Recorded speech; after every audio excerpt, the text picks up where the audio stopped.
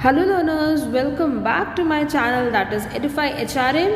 और हमने कल किस बारे में बातें कर ली थी? हमने यूनिट 9 से रिलेटेड जो कि आपकी लेबर वेलफेयर वाली यूनिट है, हमने इंडस्ट्रियल हेल्थ के बारे में देख लिया है। और आज हम उसी के आगे का टॉपिक कंटिन्यू करेंगे जो कि अब आपका है इंडस्ट्रियल हाइजीन।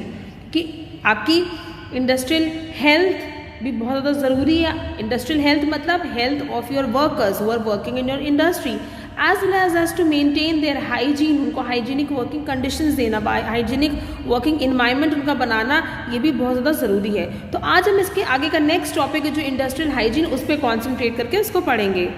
सो बिना देरी करें let's get started with the video. Now it is concern, अब इंडस्ट्रियल हाइजीन किस चीज़ से कंसर्न है? आइडेंटिफाइंग, इवैल्यूएटिंग, कंट्रोलिंग रियल और potential work place environmental hazards कह सकते हैं या फिर स्ट्रेसर्स कह सकते हैं।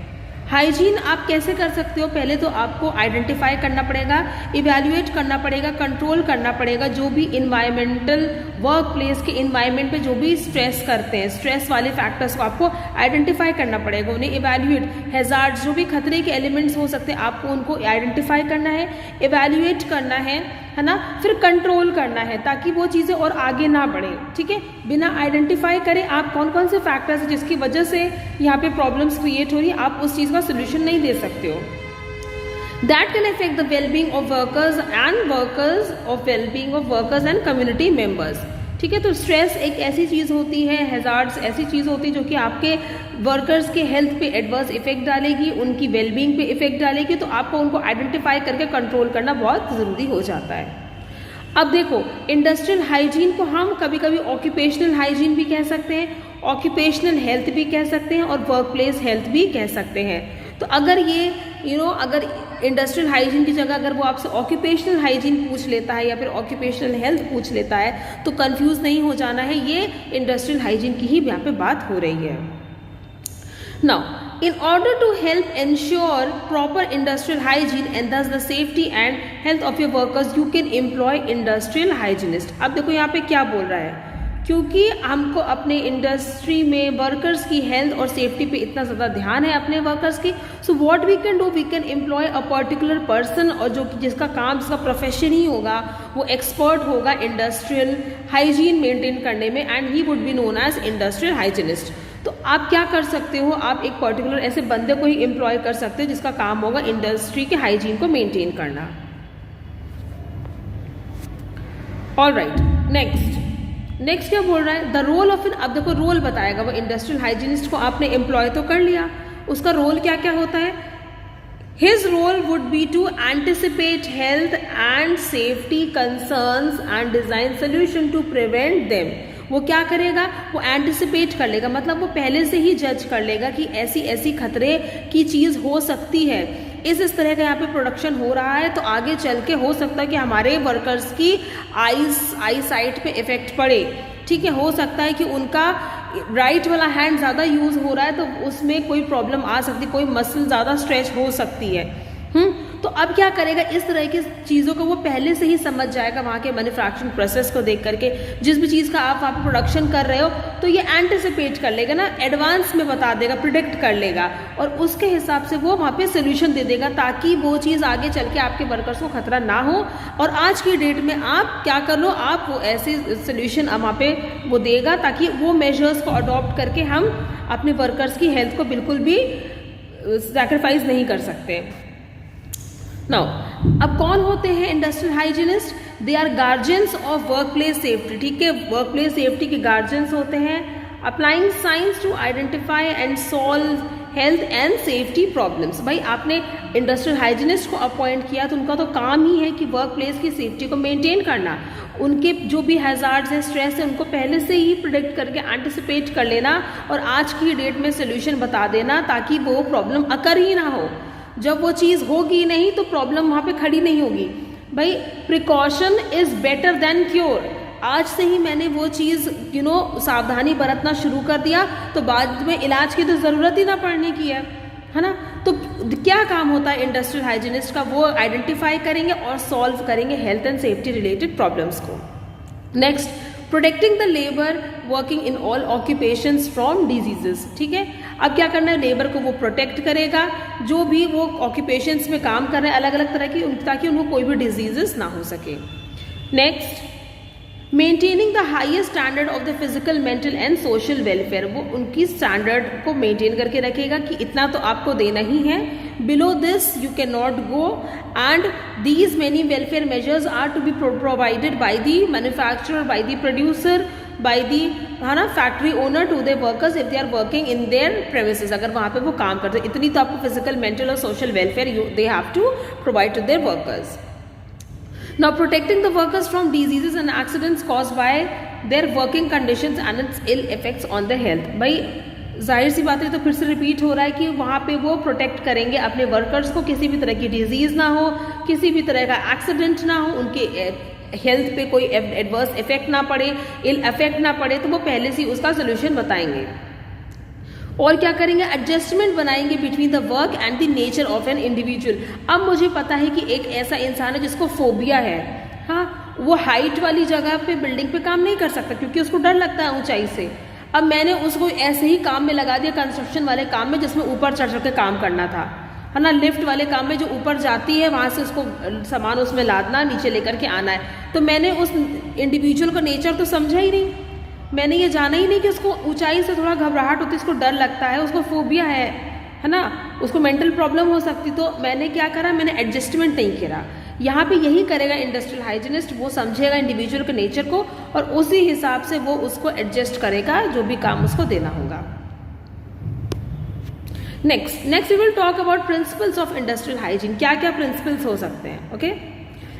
Now, environmental health hazards in the workplace can be measured quantitatively। अब क्या कह रहा है वो, आप क्वांटिटेटिवली करके उसको मेजर कर सकते हैं। इन नंबर्स हम काउंट कर सकते हैं कितने यहाँ पे हेल्थ हैजर्ड्स हैं जिसकी वजह से प्रॉब्लम आगे चल के खड़ी हो सकती है। जैसे कि वहाँ पे प्रॉपर लाइटिंग की फैसिलिटी नहीं है ना, ड्रिंकिंग वाटर की फैसिलिटी आपने नहीं दी है उनको, रेस्ट रूम की फैसिलिटी नहीं दी है, आप प्रॉपर ब्रेक्स नहीं दे रहे हो उनको, वेंटिलेशन की फैसिलिटी नहीं दी। So you can count them ना, कितने हो, तो इसको quantitatively you should be knowing कि ये सारी चीज़ें यहाँ प्रॉब्लम हो रही है जिनकी वजह से आगे चल के हमारे वर्कर्स को हेल्थ हैजर्ड्स या प्रॉब्लम का सामना करना पड़ सकता है।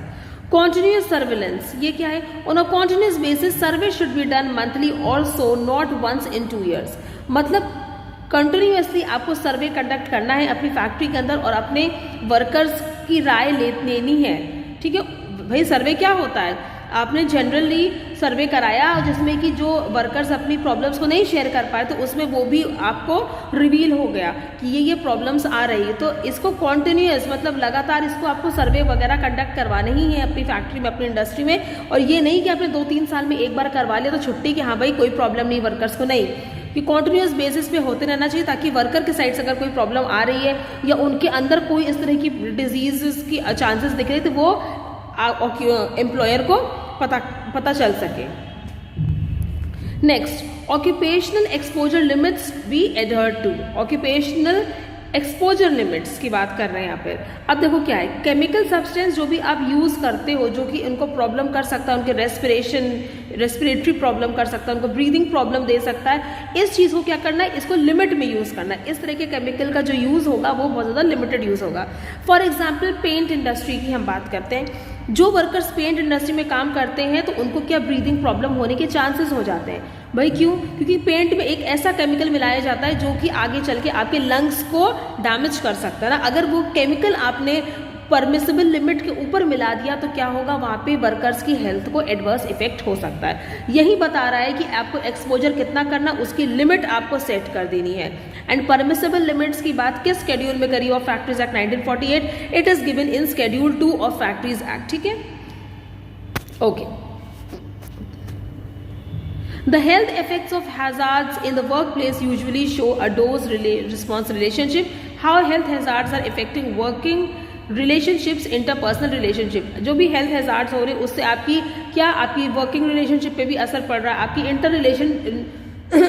इंटरपर्सनल रिलेशनशिप्स पे भी असर पड़ रहा है। तो आपको देखना है कि इस तरह का कोई भी हैजार्ड्स वहाँ पे अकर ना हो रहा हो। अगर अकर होने के चांसेस लग रहे हैं फ्यूचर में तो आप पहले से उसको आइडेंटिफाई करके, उसको इवैल्यूएट करके उसको कंट्रोल कर दो। एक इंडस्ट्रियल हाइजीनिस्ट को अपॉइंट कर लो जिसका काम ही होगा इंडस्ट्रियल सेफ्टी को देखना, पहले से ही प्रिडिक्ट कर लेना कि वर्कर्स को कोई प्रॉब्लम तो नहीं हो रही है। कॉन्टिन्यूस सर्वेलेंस करवा लो, कॉन्टिन्यूस बेसिस पे सर्वे करवा लो। आज ही हम सारी चीज़ें कर लेंगे तो कल को प्रॉब्लम्स खड़ी ही नहीं होनी है। ओके, नाउ ऑक्यूपेशनल हैजार्ड्स किस किस तरह के हो सकते हैं इसके बारे में हम डिस्कस कर लेते हैं। ओके, साइकोलॉजिकल हैजार्ड हो सकता है। अब साइकोलॉजिकल कैसे हो गया भाई, इतना ज़्यादा मुझे स्ट्रेस हो गया है, बोर्डम हो गया है और बर्नआउट हो गया है ना। बोर्डम मतलब हम एक ही तरह का काम कर रहे हैं सुबह से शाम तक, एकदम मोनोटनी हो गई है। ओके, बर्नआउट मतलब इतना ज़्यादा एक ही बंदे के ऊपर काम लाद दिया है कि भैया वो एचआर का बंदा था, एचआर डिपार्टमेंट का था, लेकिन उसको कह दिया है कि तुम थोड़ा सा मार्केटिंग की भी फील्ड का देख लो क्योंकि तुम्हारी कहीं ना कहीं मार्केटिंग भी से भी तुम्हारी है, ठीक है, उसमें भी तुम काफ़ी एक्सपर्ट हो।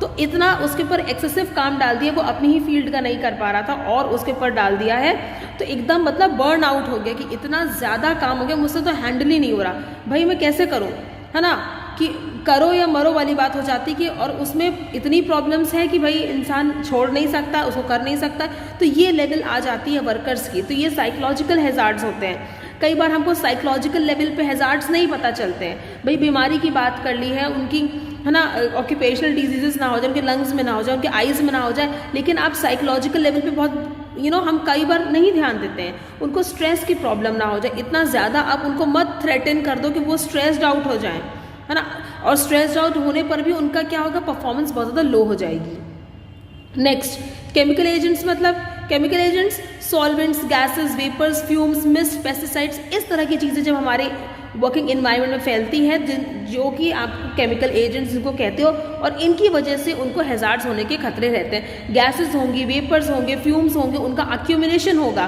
क्यों? क्योंकि आपने वेंटिलेशन की फैसिलिटी नहीं दी है, आपने एग्जॉस्ट फैसिलिटी नहीं लगाई है, वहाँ पे इस तरह के इंजन्स लगा दिए मैंने अपनी फैक्ट्री में जो बहुत ज़्यादा फ्यूम्स एमिट करते हैं, बहुत ज़्यादा वेपर्स, गैसेस एमिट करते हैं, तो जिनकी वजह से आगे चल के आपके वर्कर्स को प्रॉब्लम हो सकती है। ठीक है ना। फिजिकल एजेंट, फिजिकल एजेंट मतलब क्या, नॉइस हो गई, वाइब्रेशन है, रेडिएशन है, defective illumination, temperature extremes, dust, इनमें से हम सारी ही चीज़ें आप फैक्ट्रीज एक्ट 1948 के डिफरेंट सेक्शंस में हम कल ही डिस्कस कर चुके हैं। नॉइज़ एक ऐसी मशीनरी है जो बहुत ज़्यादा नॉइज़, हमें सबको पता है कि भाई जनरेटर ही नॉर्मल सा ले लो, वो कितनी तेज़ आवाज़ करता है। अगर 24 घंटे वो हमारे मान लो कि फील्ड में भी लगा हुआ है, थोड़ी सी हमारे घर के कंपाउंड में लगा हुआ है, तो भी प्रॉब्लम क्रिएट होने लगती है, हमारा सिर दर्द होने लगता है कि बाप रे कितनी आवाज़ हो रही है। तो वो इंसान जिसको उस मशीनरी पर ऑपरेट ही करना है ना, और रेगुलर बेसिस पे, कॉन्टिन्यूस बेसिस पे करना, तो उसके माइंड में कितनी प्रॉब्लम आती होगी, उसको वाइब्रेशन से कितनी तकलीफ होती होगी। ठीक है, रेडिएशन से तकलीफ हो सकती है, डिफेक्टिव इल्यूमिनेशन मतलब वहाँ पे प्रॉपर लाइटिंग फैसिलिटी नहीं है, टेम्परेचर एकदम एक्सट्रीम पे कर दिया जा रहा है ना, बहुत ज़्यादा गर्मी हो गई, बहुत ज़्यादा ठंडी हो गई, तो ये फिजिकल एजेंट्स है जिसकी वजह से भी आपके प्रॉब्लम्स हो सकती है वर्कर को, और and these are also occupational hazards.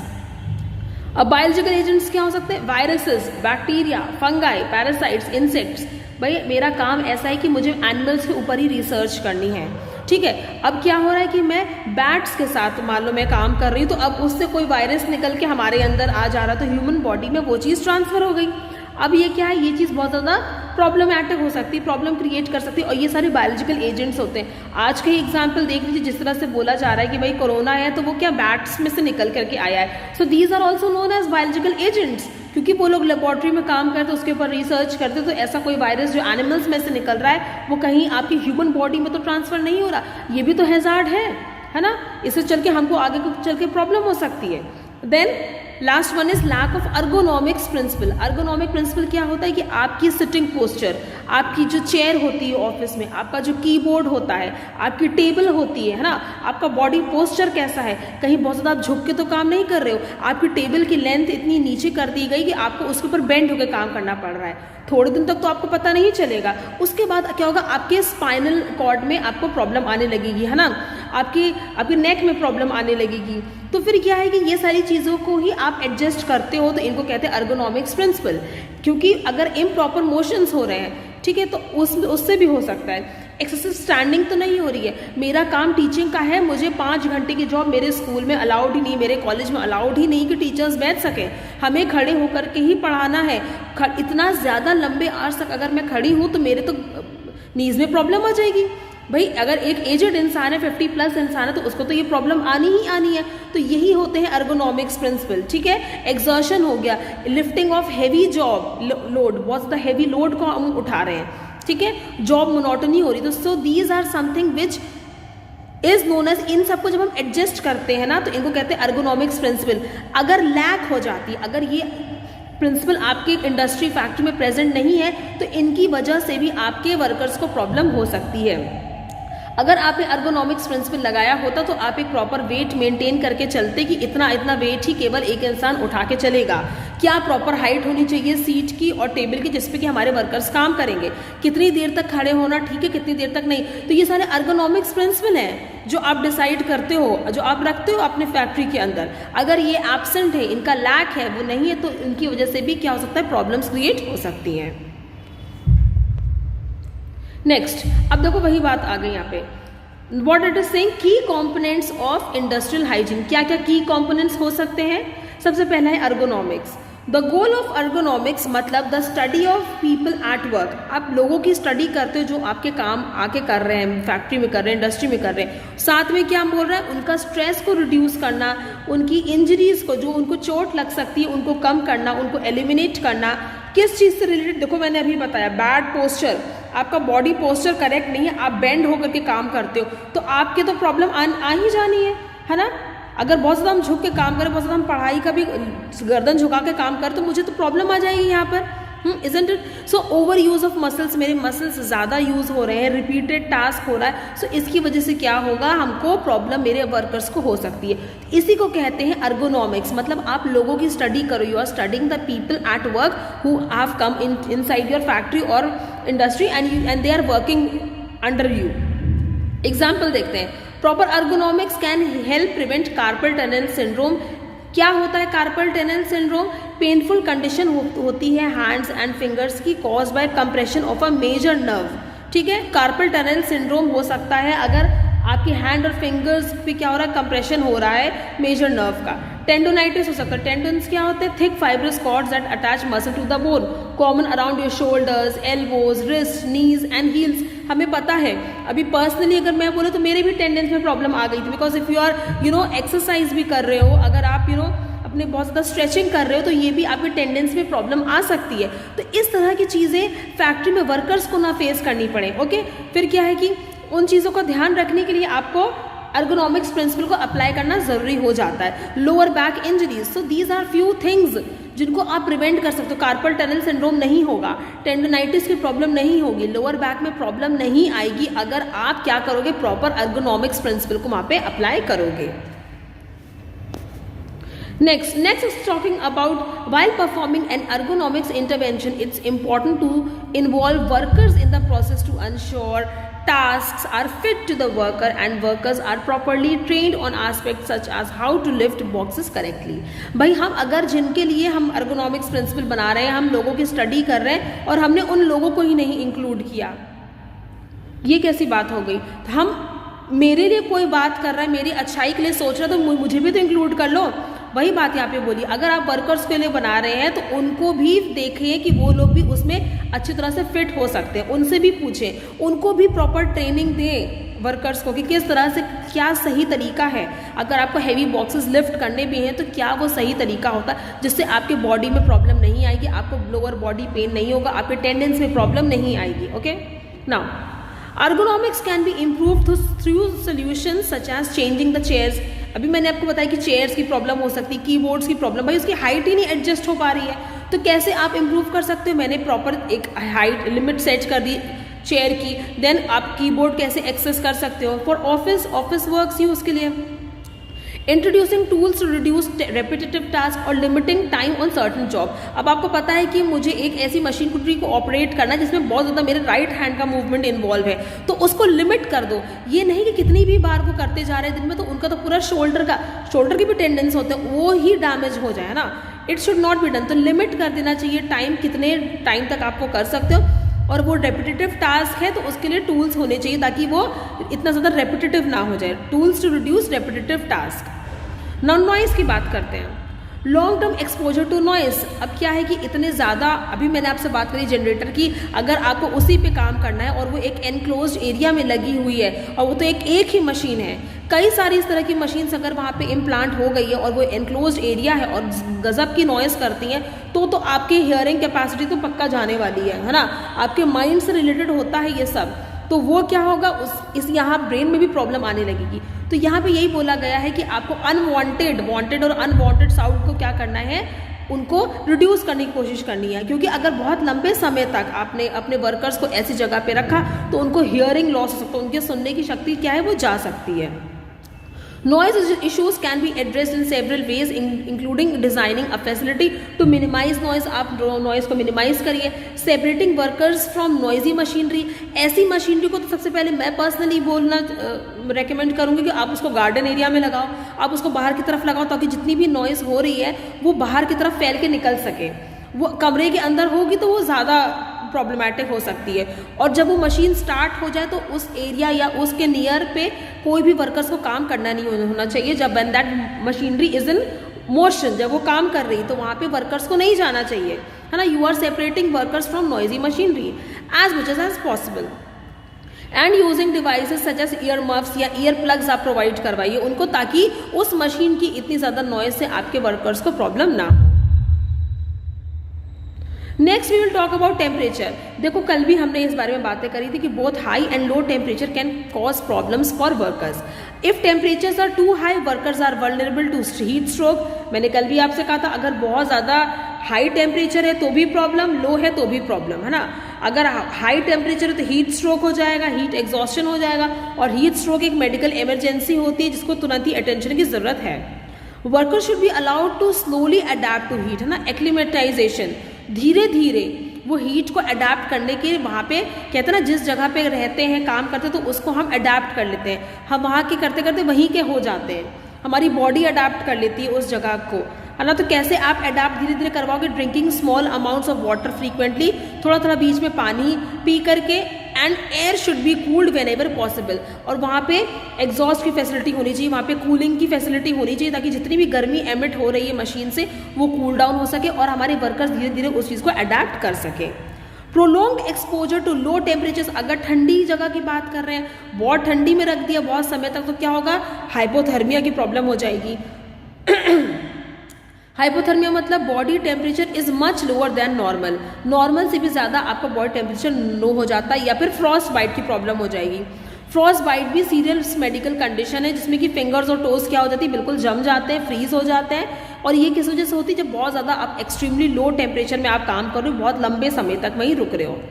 Worker should be allowed to wear warm clothing, भाई अगर आप ठंडी जगह पे, आपको पता है कि आपकी ऐसी प्रोडक्शन है जहाँ पे कि बहुत ज़्यादा लो टेम्परेचर आपको मेंटेन करके रखना पड़ता है अपने इंडस्ट्री में, तो अपने वर्कर्स को वार्म क्लोथिंग आप प्रोवाइड करवाइए, उनको ब्रेक्स लेने को बोलिए ताकि वो वार्मर टेम्परेचर में जा सके, ठीक है। अपने काम से थोड़ी थोड़ी देर में ले करके वो ब्रेक ले करके एक वार्मर टेम्परेचर में भी वॉक अराउंड कर सके, सो दैट उनकी बॉडी जो है वो आराम से एडजस्ट कर सके, उन्हें कोई प्रॉब्लम ना हो। Next, indoor air quality. भाई इंडोर एयर क्वालिटी भी बहुत ज़्यादा ज़रूरी है। Indoor air quality can be impacted by many factors, किस किस तरह से इम्पैक्ट करती है, इंक्लूडिंग पोल्यूशन फ्रॉम मशीन्स और टूल्स इनसाइड द बिल्डिंग, है ना। अब क्या हो रहा है कि ऐसी मशीन लगी हुई, हम लोग कब से बात करें, जो कि भाई उसमें डीजल पड़ रहा है तो उससे तो धुआं निकल रहा है, जिसकी वजह से हमारी इंडोर एयर क्वालिटी, हमारी फैक्ट्री की जो एयर क्वालिटी है, वहाँ का जो पोल्यूशन है बहुत ज़्यादा बढ़ रहा है ना वहाँ, क्योंकि हमारी ऐसी मशीनरी जिसमें से बहुत ज़्यादा धुआं निकलता है। हाईवे का पोल्यूशन भी कभी कभी क्या होता है कि हमारे हाईवे पे सिचुएटेड है, हाईवे पे मैंने अपनी बिल्डिंग फैक्ट्री बनवा रखी, तो वहाँ का जितना पोल्यूशन है वो भी हमारे बिल्डिंग में आ रहा है।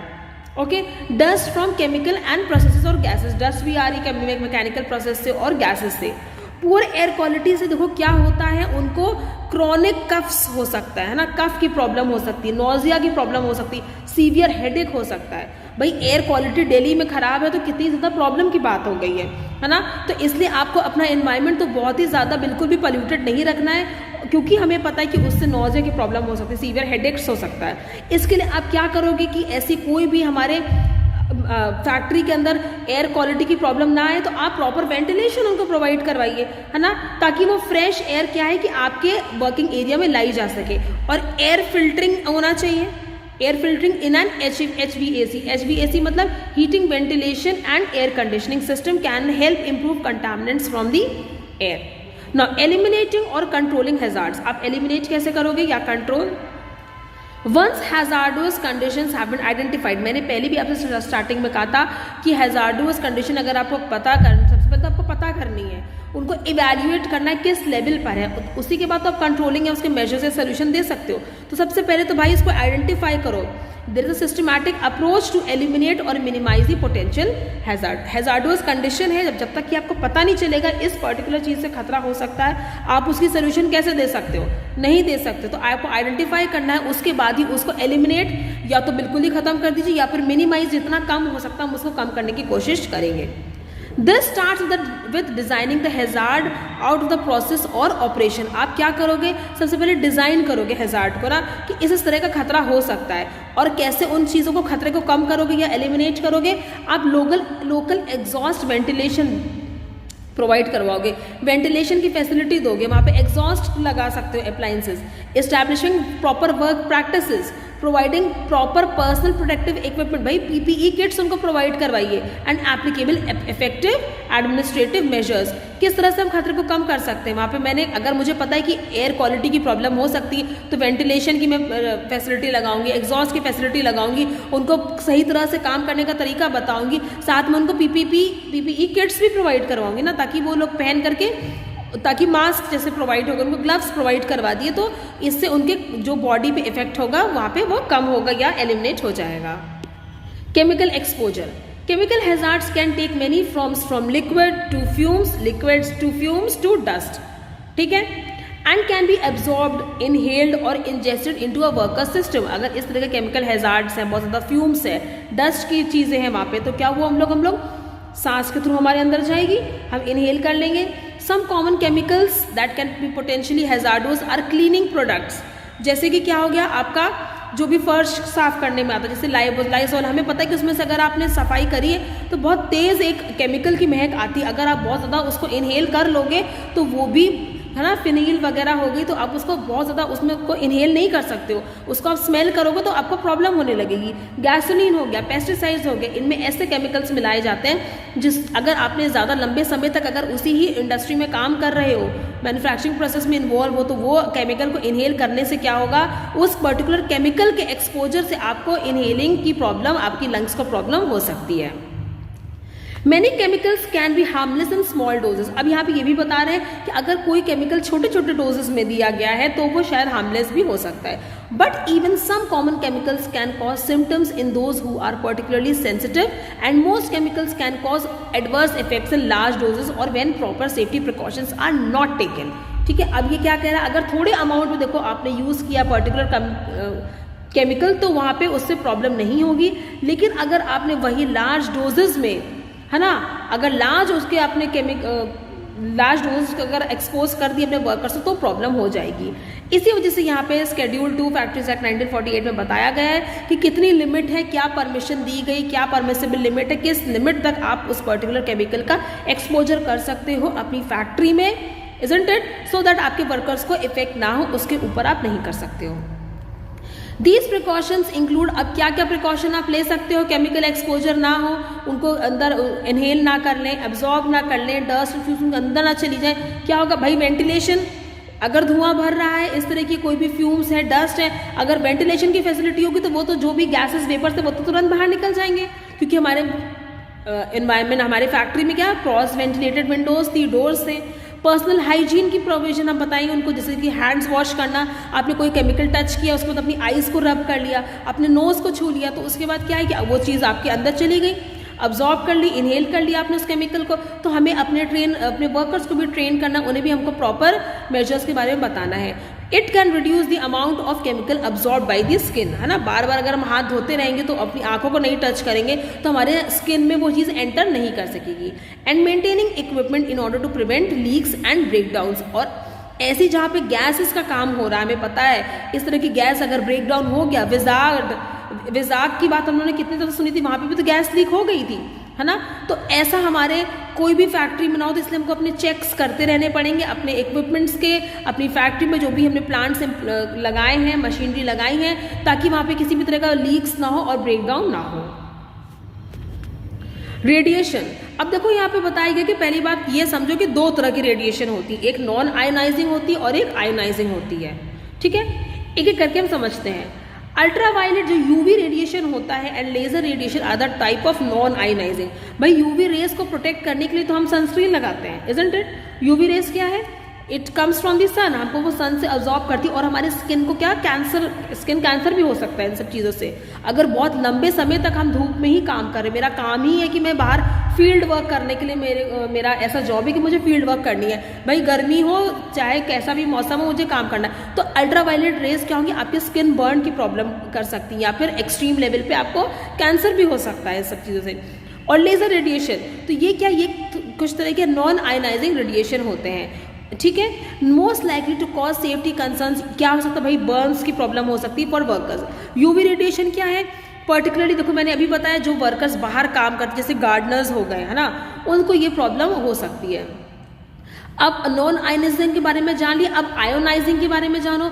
Ionizing radiation can cause more considerable health risk for workers. अब आयोनाइजिंग ज़्यादा खतरनाक होता है, वैसे तो नॉन आयोनाइजिंग भी खतरनाक है, लेकिन आयोनाइजिंग क्या है, वो मोर कंसिडरेबल हेल्थ रिस्क हो सकता है फॉर वर्कर्स के लिए। And can be found in settings ranging from health care facilities to nuclear reactors तक वो जा सकता है and their support facility. This type of radiation क्या करेगा, आपके सेल्स को डैमेज करेगा and possible long term effects include क्या करेगा, कैंसर एंड स्टेरिलिटी की प्रॉब्लम भी आ सकती है और ये आपके आयोनाइजिंग रेडिएशन से प्रॉब्लम्स क्रिएट हो सकती है। Exposure to ionising radiation should be limited as much as possible. आप आयोनाइजिंग रेडिएशन से रिलेटेड जो भी चीज़ें होती हैं इनको आप बहुत ज़्यादा लिमिटेड रखिए, है ना, क्योंकि इससे आपकी सेल्स डैमेज हो सकती है, उनसे आपको कैंसर हो सकता है, स्टेरिलिटी की प्रॉब्लम हो सकती है। And workers should be shielded from radiation by materials such as lead और कॉन्क्रीट। इन सारी चीज़ों से, लेड और कॉन्क्रीट से उनको दूर रहना चाहिए, उनको बचा के रखना चाहिए, बिकॉज हमें पता है इन चीज़ों के अगर कॉन्टैक्ट में आ जाएंगे वर्कर्स तो वहाँ पर प्रॉब्लम खड़ी हो जाएगी। Next is biological hazards. अब ये क्या होता है, लिविंग ऑर्गेनिजम्स जैसे कि फंगाई हो गया, वायरस हो गया, बैक्टीरिया हो गया, it can enter inside the body and can cause acute and chronic infections. अब ये तो इतना प्रोमिनेंट एग्जाम्पल है आज के टाइम में कि भाई वायरस कैसे बॉडी में एंटर कर रहे हैं ना, तो ये लिविंग ऑर्गेनिजम्स हैं, बायोलॉजिकल हैजार्ड्स उनको बोला जाएगा क्योंकि हमको अपने आप को प्रोटेक्ट करके रखना है। ऐसा हमारे अगर वहाँ पे कोई प्रोसेस चल रहा है तो उनको प्रॉपर पीपीई किट्स प्रोवाइड करवाइए, उनको हैंड ग्लव्स, गेयर्स हैं और फिर उसके बाद की ग्लव्स और उनको गॉगल्स की फैसिलिटी प्रोवाइड करें ताकि आईज के थ्रू या नोज के थ्रू वो आपके बॉडी में किसी भी तरह का फंगस या वायरस एंटर ना कर सके। Workers who deal with plants और एनिमल्स एंड लेबोरेटरी और medical workers are particularly at risk. भाई जो मेडिकल वर्कर्स हैं सबसे ज़्यादा रिस्क उनको रहता है, एनिमल्स पे जो रिसर्च कर, जो लेबोरेटरी में काम कर रहे हैं उनको ही तो प्लांट्स और एनिमल्स पे काम करते रहना पड़ता है, तो सबसे ज़्यादा तो बायोलॉजिकल हैजार्ड्स उनको हो सकते हैं। ये सबसे ज़्यादा बायोलॉजिकल खतरे किसको होते हैं, हेल्थ वर्कर्स को हो सकते हैं, मेडिकल वर्कर्स को हो सकते हैं। भाई वो कितने तरह के पेशेंट्स को ट्रीट कर रहे हैं, है ना। ऐसा कोई पेशेंट आ गया जिसको प्रॉब्लम थी कोरोना की, अब जिस डॉक्टर ने उसकी ट्रीटमेंट करी, अब doctor is also infected from that particular virus known as corona. तो ये क्या हो रहा है, ये एक इंसान से दूसरे इंसान में ट्रांसफर हो रहा है, इजंट इट। और सबसे ज़्यादा मेडिकल डॉक्टर्स, नर्सेस को ये प्रॉब्लम होती है क्योंकि वो लोग इसी तरह के इन्वायरमेंट में रहते हैं और ऐसे ही पेशेंट्स को ट्रीट करते हैं। But all workers can be at risk for hazards such as mold and bacteria that cause Legionnaire's disease. Proper hygiene such as क्या हो सकता है, इससे हम लोग कैसे बच सकते हैं। हैंड वॉशिंग, आपको टाइम टू टाइम अपने हैंड्स को वॉश करना चाहिए। देन सैनिटाइज करते रहना चाहिए अगर आप बाहर हो। वेंटिलेशन की फैसिलिटी देना चाहिए अगर आपके फैक्ट्री प्रेमिसेस में वेंटिलेशन नहीं है। पीपीई किट्स प्रोवाइड करवानी चाहिए जैसे कि ग्लव्स हो गया या रेस्पिरेटर्स हो गया या फिर गॉगल्स देने चाहिए, है ना। सो दैट क्या होगा कि उनके जो बॉडी में वायरस या फंगस एंटर नहीं कर पाएगा। ओके, नाउ नेक्स्ट टॉपिक जिसकी हम बातें करेंगे वो है आपका एलिमिनेटिंग और कंट्रोलिंग द हैजार्ड्स। हम किस तरह से एलिमिनेट कर सकते हैं या कंट्रोल कर सकते हैं हैजार्ड्स को। Once hazardous conditions have been identified, सबसे पहले तो आपको आइडेंटिफाई करना है, isn't it? First of all you have to identify what is the hazardous condition या प्रॉब्लम जो आगे खड़ी हो सकती है। There is a systematic approach to eliminate और मिनिमाइज पोटेंशियल हैजार्ड्स। ये किससे स्टार्ट होता है, मैंने पहले भी आपको बताया, पहले आपको डिजाइन करना पड़ेगा हैजार्ड्स को आउट ऑफ द प्रोसेस और operation. Providing local exhaust ventilation की फैसिलिटी दीजिए, proper work practices, providing PPE kits and applicable administrative measures. Next देखो, next we will talk about constitution provisions, national policy on safety, health, environment at work place, laws and regulation, compensation to employees, ILO conventions, ratified tripartite committee in dogs, tripartite committee in mines, DGFSLI, DGMS, and NSC हो गया, National Safety Council, National Institute of Occupational Health, All India Institute of Hygiene and Public Health, IAOH हो गया, Indian Association of Occupational Health and National Safety Awards। इसको मैंने अलग से क्यों लिखा है, क्योंकि ये सारी वो चीज़ें हैं जो कि बहुत से एजुकेटर्स जो हैं वो मिस आउट कर जाते हैं, ठीक है। बिकॉज मैंने आपसे स्टार्टिंग फर्स्ट वीडियो में भी कहा था, I have seen and gone through many of the platforms, many of the educators, और उन्होंने ये चीज़ें स्किप कर दी हैं, उन्होंने इसको बताना ज़रूरी नहीं समझा है। I don't know for what they have skipped, या उन्होंने क्या समझा, आई डोंट नो, बट आपको ये कंटेंट जो है वो कहीं मिलेगा नहीं, ठीक है। You can go and search it out also. So I have written this particularly कि हम ये चीज़ें भी डिस्कस करेंगे। अब यहाँ पे बहुत से स्टूडेंट सोचेंगे कि ये एक्स्ट्रा में मैम समझा रही है। एक्स्ट्रा में समझा रहे हैं क्योंकि NSC से क्वेश्चन बनेगा, एक्स्ट्रा में समझा रहे हैं क्योंकि DGFSLI से क्वेश्चन बनेगा। जिन एजुकेटर्स ने इसको नहीं इंपॉर्टेंट लिया है या नहीं समझा है या नहीं समझाया है, तो यही चीज़ें होती जो हम एग्जाम में जाके इतने ज़्यादा कन्फ्यूज और वरिड हो जाते हैं कि हमने सब कुछ तो पढ़ लिया, मैम ने पढ़ा दिया इंडस्ट्रियल हेल्थ, इंडस्ट्रियल हाइजीन, ये कहाँ से क्वेश्चन आ गया, नेशनल सेफ्टी अवार्ड से कैसे क्वेश्चन आ गया, इजंट इट। हमने सब कुछ तो पढ़ा लेकिन ये नहीं पढ़ा। मैंने आपको पहले ही बोला था कि मैं उन सब चीज़ों पे भी कॉन्सेंट्रेट करूंगी जहाँ से क्वेश्चंस पुट अप होते हैं या प्रोबेबिलिटी बनती है। So let's get started with these points also. Okay, सबसे पहले हम कॉन्स्टिट्यूशन प्रोविजन की बात करते हैं। कॉन्स्टिट्यूशन प्रोविजंस, सबसे पहले आपको ये जानना पड़ेगा कि यहाँ पे 3 लिस्ट प्रोवाइड करवाई जाती है। एक होती यूनियन लिस्ट, एक होती कॉन्करेंट लिस्ट और एक होती है स्टेट लिस्ट। यूनियन लिस्ट कौन बनाता है, सेंट्रल गवर्नमेंट। स्टेट लिस्ट कौन बनाता है, स्टेट गवर्नमेंट। और इन दोनों का जो मिल के बनता है ना, ऐसी लिस्ट जो कि बोथ सेंट्रल गवर्नमेंट भी बना सकती है और स्टेट गवर्नमेंट भी जॉइंटली बना सकती है, उसको कहते हैं हम कॉन्करेंट लिस्ट। ऑल राइट, और क्या क्या चीज़ें देखो यूनियन लिस्ट में आती हैं, डिफेंस की बातें आप कर सकते हो, banking, currency, foreign affairs, communication, ये सारी यूनियन लिस्ट में आते हैं। फिर पुलिस, ट्रेड, एग्रीकल्चर, इरिगेशन, अगर आप एग्रीकल्चर से रिलेटेड बातें करो, इरिगेशन से रिलेटेड, पुलिस की बातें कर रहे हो कि पुलिस का यहाँ पे कैसा चल रहा है, कि मतलब ये लोग ठीक से नहीं अपना काम कर रहे हैं या बहुत ज़्यादा प्रॉब्लम्स गर्ल्स को फेस करनी पड़ रही है ना, ईव टीजिंग है या रेप की प्रॉब्लम है, तो पुलिस क्या कर रही है। तो पुलिस हर स्टेट की अपनी अपनी बनाती, स्टेट गवर्नमेंट इनकी रूल्स या पावर्स बनाते हैं अपनी पुलिस के लिए, ठीक है। कॉन्करेंट लिस्ट में देखो क्या आता है, क्योंकि बोथ यहाँ पर सेंट्रल गवर्नमेंट भी रूल्स बनाएगी, लॉज बनाएगी और स्टेट गवर्नमेंट भी बनाएगी। तो यहाँ पे कौन कौन सी चीज़ें इस लिस्ट में देखने को मिलती हैं, एजुकेशन सेंट्रल और स्टेट मिलके बनाते हैं, forest, trade, marriage, adoption, succession. So these are the few things, few points जिसको आप देख सकते हो कि इनसे रिलेटेड लॉज आपकी स्टेट गवर्नमेंट भी बनाती है और सेंट्रल गवर्नमेंट दोनों मिलके बनाती है। नाउ कॉन्करेंट लिस्ट की अगर हम बात करते हैं तो यहाँ पे देखो क्या है, क्योंकि हमारा लेबर वेलफेयर क्या है वो कॉन्करेंट लिस्ट में आता है। कॉन्करेंट लिस्ट में क्या है, regulation of labour and safety in mines and oil fields की बात बताते हैं। ट्रेड यूनियन की बात भी बताता है कॉन्करेंट लिस्ट, मतलब इंडस्ट्रियल एंड लेबर डिस्प्यूट की। इंडस्ट्रियल डिस्प्यूट किससे related, concerning union of employees. Social security and insurance and employment and unemployment की बात भी कॉन्करेंट लिस्ट में है। आप देख रहे हो किस किस कौन कौन सी चीज़ आ रही है हमारी कॉन्करेंट लिस्ट में। यूनियन एजेंसीज हो गई and institutions for vocational training, this is also given in your concurrent list. Welfare of labour including conditions of work, मैंने आपको अभी बताया कि लेबर वेलफेयर जो है हमारा वो कॉन्करेंट लिस्ट में आता है, मतलब यहाँ पर स्टेट गवर्नमेंट भी रूल्स बना सकती है और सेंट्रल गवर्नमेंट भी रूल्स बना सकती है। लेबर वेलफेयर मतलब किस चीज़ से रिलेटेड, उनकी वर्किंग कंडीशन से रिलेटेड, उनके प्रोविडेंट फंड से रिलेटेड, उनके एम्प्लॉयर्स, इनवैलिडिटी, ओल्ड एज पेंशन से रिलेटेड, मैटरनिटी बेनिफिट से रिलेटेड। ये क्या है, ये सारे लेबर वेलफेयर के अंदर चीज़ें आती हैं जो आपकी सेंट्रल और स्टेट गवर्नमेंट मिलकर बनाती है। तो अगर ये कभी क्वेश्चन पुट अप हो जाए कि लेबर वेलफेयर किस लिस्ट का पार्ट है, तो आपको पता होना चाहिए it comes under the concurrent list. All right, तो इसमें हम और क्या देखते हैं, ऑक्यूपेशनल सेफ्टी एंड हेल्थ जो है ना OSH, it is allotted to ministry of labour and employment. किसको अलॉट किया गया है, it is allotted to ministry of labour and employment MLE under the government of India allocation of business rules. Industrial safety and health branch of ministry discharge क्या करती है, overall functions related to, जो industrial safety and health branch है वो किस किस चीज से फंक्शंस डिस्चार्ज करती है, रिलेट किससे होते हैं, policy decisions related and laying down guidelines for country-wide adoption of legislation. Okay. Next topic which we will be studying would be national policy on safety, health and environment at workplace, जिसको आप क्या बोलोगे, NPSHEW। National policy और national policy हम बना रहे किस चीज से रिलेटेड, सेफ्टी से रिलेटेड, हेल्थ से रिलेटेड और ऐसा एनवायरमेंट जो कि वर्क प्लेस पे आपको अपने वर्कर्स को प्रोवाइड करवाना है। ठीक है, okay. Now it was declared by ministry of labour and employment. ये कब डिक्लेयर हुआ था, 20 फरवरी 2009 को। किसके द्वारा, किसने किया था इसका declaration, ministry of labour and employment ने किया था। ठीक है, NPSHEW की पॉलिसी क्या होती, इनकी पॉलिसी होती to establish preventive safety and health culture in the factory. Safety measures बताना उनके लिए, वर्कर्स के लिए हेल्थ कल्चर बनाना अपनी कंट्री में।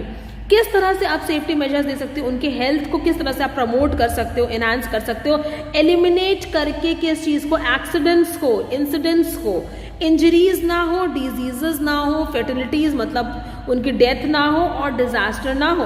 अगर आप किसी भी इंसान के हेल्थ को इम्प्रूव करना चाहते हैं, अगर आप किसी को सेफ्टी प्रोवाइड करवाना चाहते हैं, तो आप क्या करोगे, किस तरह से करोगे। भाई जाहिर सी बात, अगर मैं किसी को सेफ्टी दे रही हूँ, किसी की हेल्थ पे कॉन्सेंट्रेट कर रही हूँ, तो सबसे पहले सोचूंगी उसको कोई बीमारी ना हो जाए, डिजीज ना हो जाए, उसको कोई चोट ना लगे, उसके कभी ऐसा ना कि उसकी डेथ हो जाए, उसको कोई भी ऐसा एक्सीडेंट ना हो जाए काम करते टाइम। तो ये सारी क्या है, इनकी पॉलिसी है।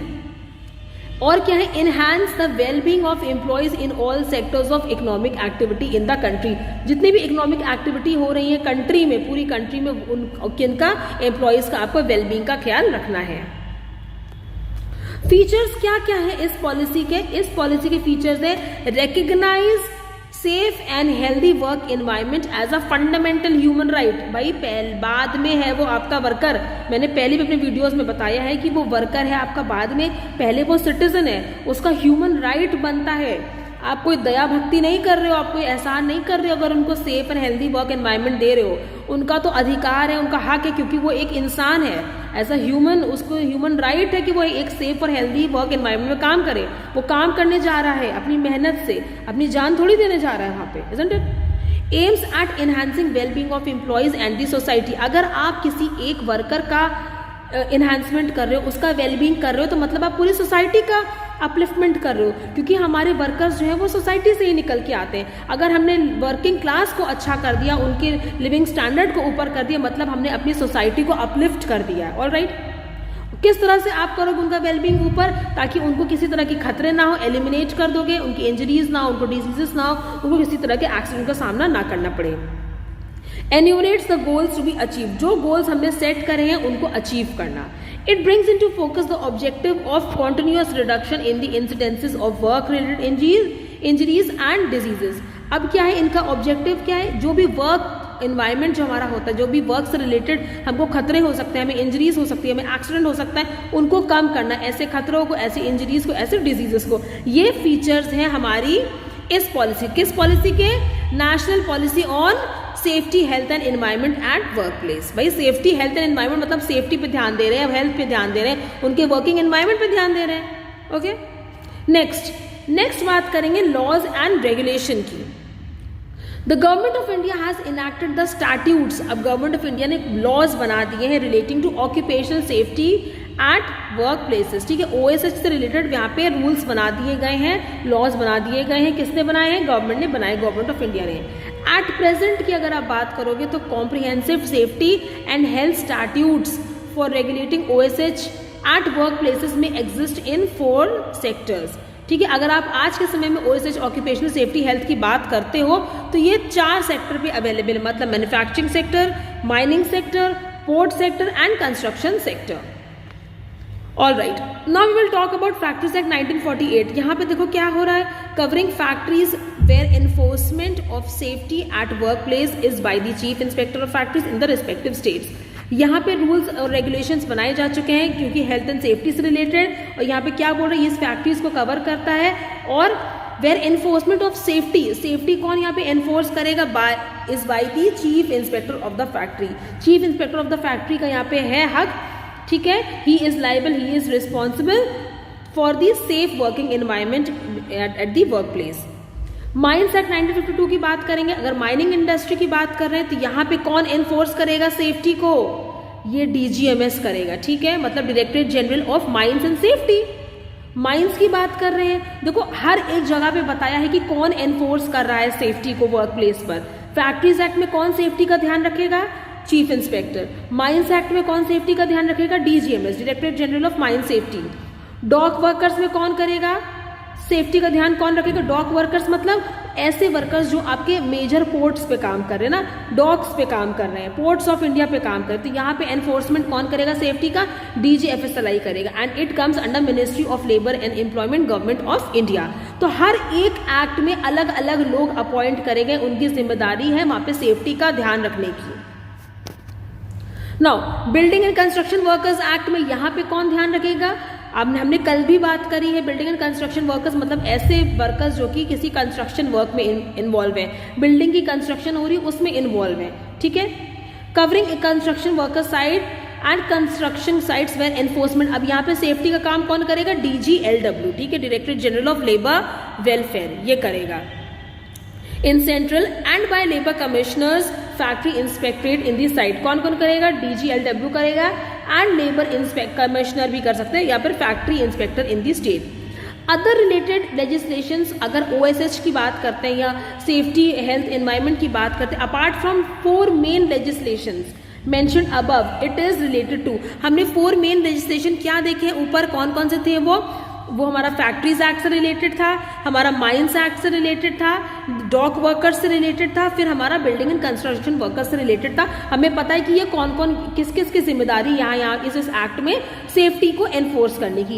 इन 4 को छोड़ के भी आप देख सकते हो apart from 4 main legislation mention above it is related to, और कहाँ पर आप सेफ्टी हेल्थ एंड एनवायरमेंट की बात आपको करनी है, वो करनी है आपको सर्टन सब्सटेंसेज में, मशीनरी जहाँ इन्वॉल्व है वहाँ पर, और इन्वायरमेंट का भी आपको ध्यान रखना है। Other related legislations on safety health and environment, ये होंगे आपके certain substances, machinery and environment that addresses certain issue of safety and health. These statutes are applicable to all sectors, सारे sectors में applicable है, including the unorganized sector.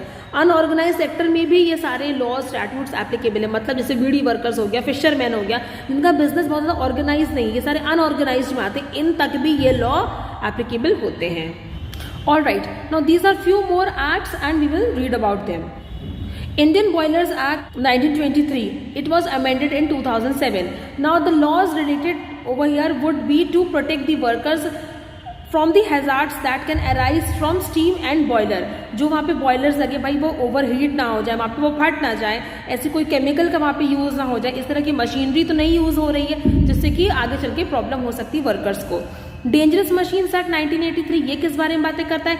Any industry using, देखो यहाँ पे साफ लिखा है, अगर कोई भी इंडस्ट्री है जो कि डेंजरस मशीन्स यूज कर रही है in the production process with a view to secure labour welfare, क्योंकि लेबर वेलफेयर आपको देना है, operating in any such machine and for payment for compensation for death or bodily injury suffered by any labor while operating any such machine and for matters connected therewith or incidental thereto. अगर किसी भी तरह की खतरे वाली machine लगी हुई तो आपको सबसे पहले वहाँ पे सिक्योर करना है अपने लेबर को, उनको बचाना है, उनको प्रॉपर ट्रेनिंग प्रोवाइड करवानी है, उनको वर्कशॉप्स ऑर्गेनाइज करवानी कि किसी भी तरह का खतरा ना हो.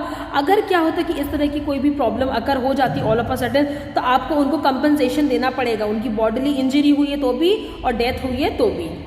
Next we will talk about motor transport workers act 1961.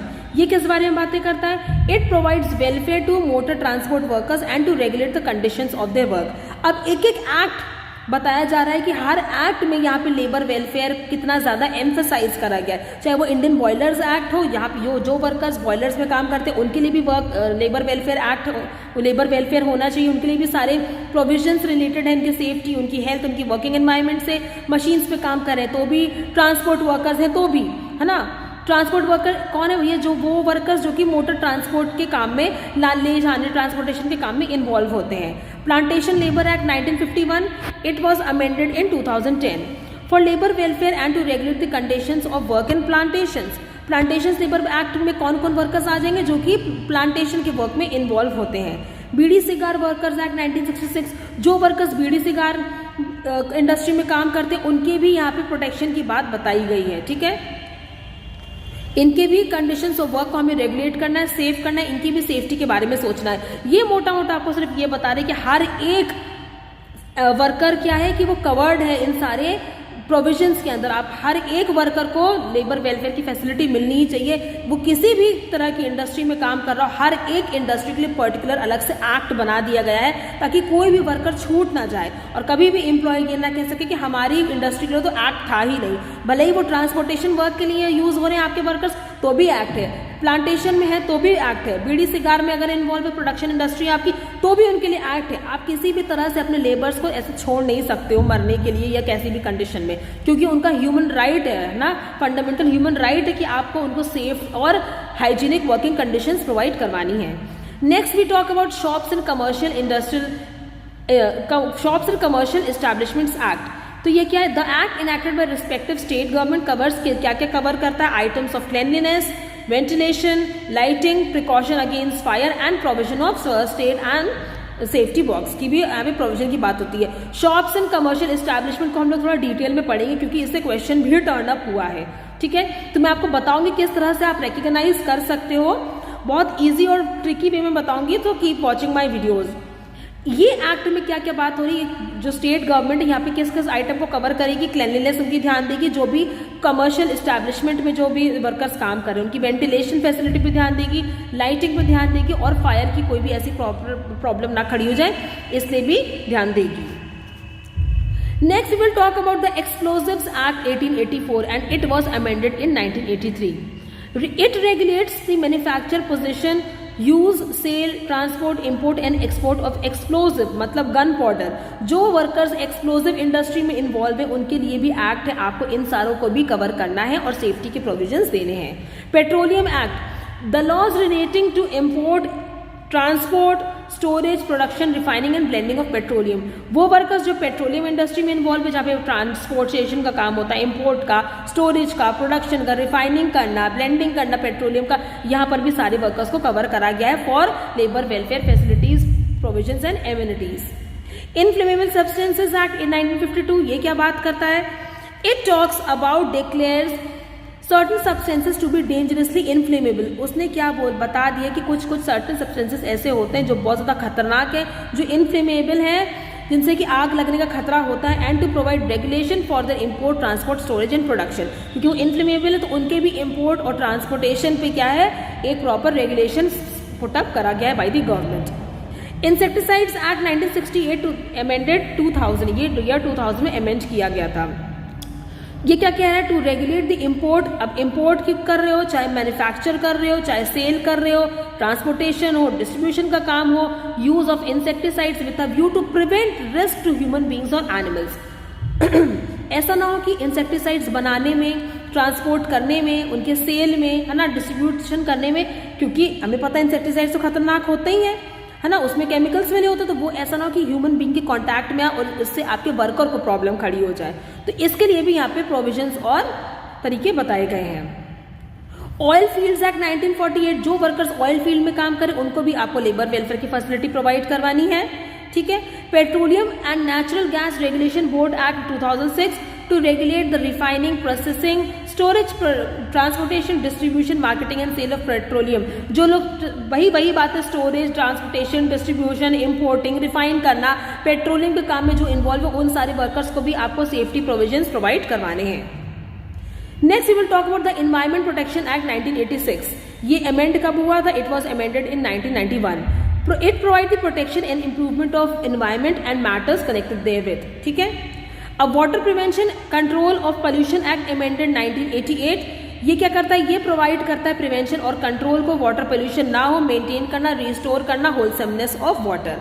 ऐसा कुछ भी पोल्यूशन ना हो, हमारा वाटर का पॉल्यूट ना हो सके और उसकी पानी की साफ सुथरी और उसकी सुरक्षा का ध्यान रखना।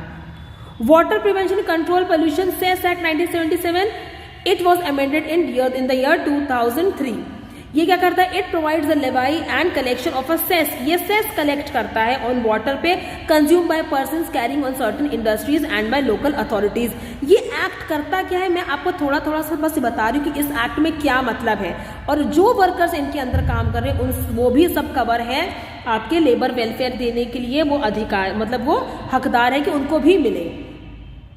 The Air Prevention and Control Act 1981, it was amended in 1987 to provide prevention, control and abatement of air pollution। जो लोग यहाँ पे काम करें उनका भी हक है कि अपने वर्कर्स को प्रॉपर एयर कोई भी उनको एयर पोल्यूशन की प्रॉब्लम ना हो, उनको फ्रेश एयर प्रोवाइड करवाई जाए, ठीक है। The Public Liability Insurance Act 1991, it was amended in the year 1992 to provide for public insurance। ये public insurance provide करवाएगी for the purpose of providing immediate relief to the persons affected by the accident। Accident हो गया है तो आपको तुरंत के तुरंत उनको आपको इंश्योरेंस का पैसा मिल जाए ताकि आपका ऑपरेशन हो सके, आपका ट्रीटमेंट हो सके। occurring while handling any hazardous substances and for matters connected therewith।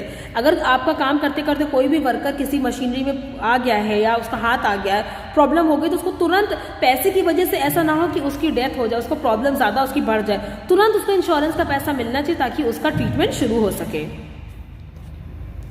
Next we will talk about national green tribunal act 2010। ये क्या बात करता है? For effective and expeditious disposal of cases relating to environmental protection and conservation of forest. भाई national green का है तो मतलब प्रोटेक्ट करना, कंजर्व करना फॉरेस्ट को, अदर नेचुरल रिसोर्सेज को भी प्रोटेक्ट करना, and giving relief and compensation for damages to persons and property. अगर कोई भी प्रॉब्लम आ रही है फॉरेस्ट से रिलेटेड, क्योंकि आपको प्रोटेक्ट करना है, कंजर्व करना है अपने फॉरेस्ट को, नेचुरल रिसोर्सेज को, ठीक है, और अगर प्रॉब्लम आ रही है इस जो भी वर्कर्स यहाँ पे काम करते हैं उनकी प्रॉपर्टी को डैमेज हुआ, उनके पर्सन्स को डैमेज हुआ, तो वहां पर भी उनको आपको कंपनसेट करना बनता है। Next is atomic energy act 1962 and it was amended in the year 1987। ये क्या होता है? Energy release from atomic nuclear as a result of any process including the fission and fusion process. ठीक है, एटॉमिक एनर्जी जो निकलती है आपकी फिजन एंड फ्यूजन प्रोसेस से, एटॉमिक न्यूक्लियाई से, to provide for the development के लिए प्रोवाइड करना, कंट्रोल देना, and use of atomic energy for the welfare of the people of India and for other peaceful purposes. Atomic energy को आप use करिए किस काम के लिए? लोगों की वेलफेयर के लिए and peaceful purposes in India. Disaster management act 2005 ये क्या कहता है? To provide for effective management of disaster. भाई सुनामी आ गया, कभी अर्थक्वेक आ गया, तो आपको पहले से इस सारी चीजों के प्रोविजन बना के रखने हैं ताकि आपके वर्कर्स को आगे चल के कोई प्रॉब्लम ना हो इनकी वजह से।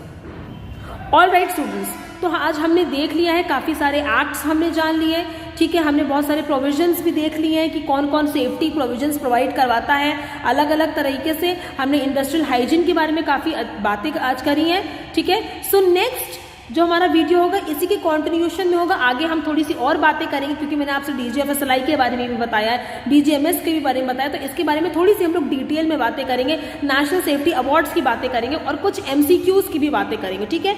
सो keep watching my upcoming videos और वो इसी के ही कॉन्टिन्यूएशन में होगा।